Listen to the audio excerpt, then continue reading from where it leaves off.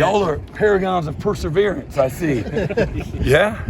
Hey, Brent, you're at practice number 8. Yeah. What do you think of your football team so far? It's been fun.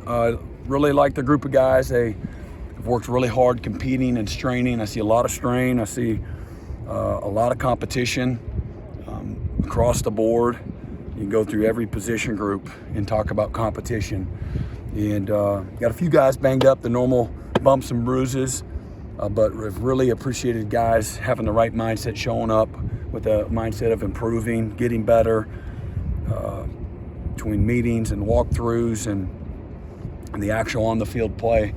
Whatever it is, whatever percentage it is, we're further along, and you would expect that to happen, but you know it has to come from intentionality and the work that these guys put in, and to see a little more confidence in the number of guys. And certainly we have 26 new players, not including semester walk-ons, that are maybe not quite as confident as they will be by the end of fall camp, but getting better every day, still installing through 8 practices, and continue to try to strain them mentally and physically, all of it.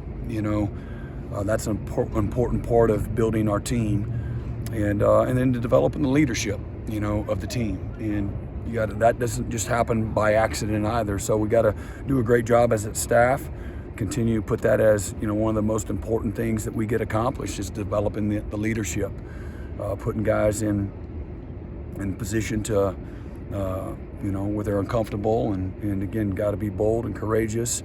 The best teams that we've been on are driven by great leadership, and this team will be no different, not an exception. So excited to see the leadership to continue to grow and develop as well, but getting better physically and fundamentally on both sides of the ball. And again, got some really good young freshmen that just showed up here, or again, some of the transfers that have we feel like are going to make us better as well, from a competition standpoint, a depth standpoint, mindset, bringing guys that in here that are team centered and have the humility and the willingness to go to work every day. That's been fun to see that organically transpire as well. Brent, you mentioned the bumps and bruises. How's Javante Barnes doing? He's good. Yeah, I know he had a little surgery to just something from high school that just bothered him. Just fighting through it. His first year or so here, and just thought this would be a good time to clean that up. And he's shown. We practiced him the first few practices, and wanted to get him a jump start on the summer from a healing standpoint. Sorry, you mentioned physicality going into spring drills. Are you seeing it? Is it where you want to be midway through spring drills? It's never like I'm satisfied with never being satisfied. Okay, or satisfied with being unsatisfied. I've got this expectation and standards that are so high that I know that we're never gonna get to where I would like to get. So you just go back after it every single day, and so it literally is never good enough. But we're getting better, and again, you're working on the consistency, so guys will grow and they get better, and then maybe have a day that wasn't as good as it was the day before. We practiced really good, really well on defense on Monday.